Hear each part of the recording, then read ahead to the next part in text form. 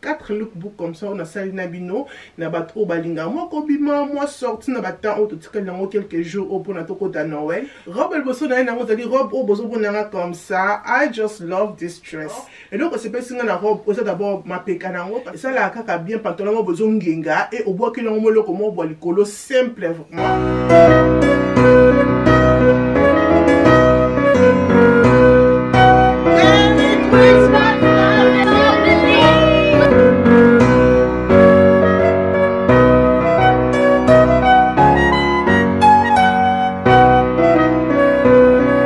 Bonjour les belles dames, j'espère que vous allez très bien. Joyeux Noël les belles dames. Waouh!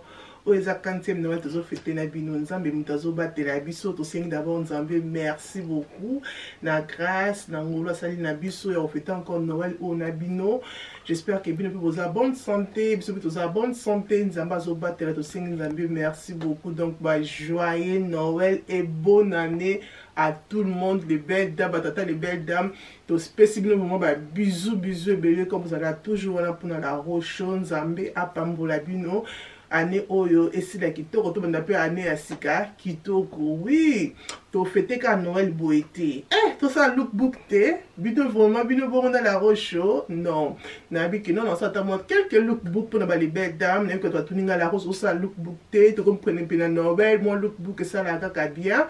Donc voilà on a quelques lookbook je pense que ça 4 lookbook comme ça on a sali na bino na bato balinga moi kobima moi sorti na bata o to tikali nango quelques jours au pour à Noël, moi resto, moi dîner à famille, ça dépend si le rognon ça à Noël, mais lookbook oh ils ont vraiment temps il y a fête, ok? J'espère que vous êtes très bien. Lookbook quand ça les alignés dans les lignes les compagnies H&M na Shein, oui, na sali ka des compagnies wana, mais comment ça n'a que na Shein la rose on a col promo na ils allaient Stéphanie la rose 15. Pour la bino bata France, vous avez besoin de Stéphanie Larose FR, ok? On a toko banda lookbook na biso. Pour la perruque na ma belle, il faut n'avoir qu'un sponsor na ngate. Pour la perruque na besoin les autres denda comme ça. Et ça perruque à yo boutique. Donc notre peu yo ça va promo.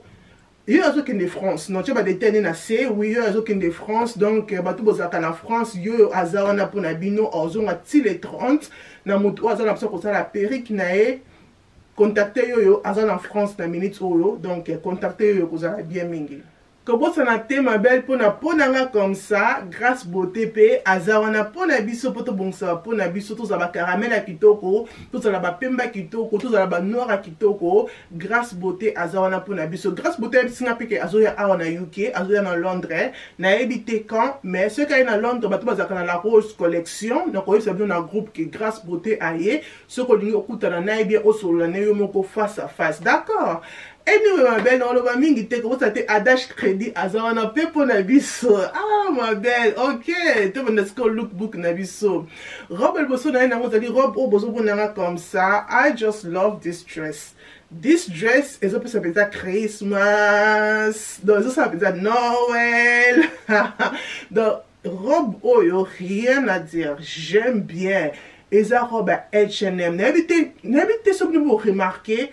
H&M va changer couture na bango pe H&M va matisi ba prix na bango ke ndenge zalaki liboso H&M va bimisi ba look moko mikolo au pour la 2024 to bete bon maboko donc robe au besoin mona ozali robe à H&M que j'aime bien j'adore et donc c'est pas singa na robe oza d'abord ma peka nango na ma peka nango comme ça tiango ba éponge besoin mona pona evimbiso to ma peka et ça nango vraiment sexy donc vraiment simple et ça na font liboso wana. I love this dress. This dress au quoi t'en avec boots, au quoi t'en avec talons comme gala rose dans la terre, au quoi t'en avec basket, mais tu vas coller ta boots, oui, au quoi ça on peut casual, au quoi t'en basket non, tu jump en un selon le coup la robe, au quoi ta robe au le coup la jupe, au quoi t'en peut comme robe, au quoi on peut chemise ou tu les coller, au quoi ça on vraiment beaucoup de look avec cette robe. Au que nous peut mariage non la robe oh, c'est vraiment joli et robe ne qu'on a pris à 56 livres si je ne me trompe pas et taille on a la robe na biso na taille est-ce que I love it donc this is my favorite. Stone a mona qui a mon H&M na bipenza yo vraiment na kwa ko la les belles dames. I love this dress. Bisous. Tout la deuxième look pour les belles dames. Ils allaient look au besoin mon look à pantalon. Yes. Look à pantalon, tu dis que bah tout ça va taille ma lili comme ça. Pantalon ça la carte toujours bien. N'habitude pas tout au cas ma lili té. Et ça la carte bien pantalon au besoin genga et au bois que l'on le comment bois le colo simple vraiment. Quand besoin mon pantalon oh c'est vraiment chic na col c'est vraiment chic. Et ça la so expensive. C'est sur tout que pantalon aux H&M tem toi ba ta copie sur ba magasin mususu. Mais ça pantalon ya H&M ba les belles dames I love it. Ne ba tonyango vraiment nice, c'est fancy bien en soto taille kitoko. Pantalon au quoi ton avec jumper, au quoi ton avec chemise, au quoi ton avec chemise transparent. Au quoi tu avec beaucoup, c'est dépend de yo place aux autres bimela bisika au lingo za la comfortable. Monteur au cas talenté, au quoi tu on peut avec basket, avec boots, ça dépend la look au yo soké na. Mais le côté ba Christmas bo ma belle. To kimbaka na batalon et c'est l'autre. To kimbaka. Next.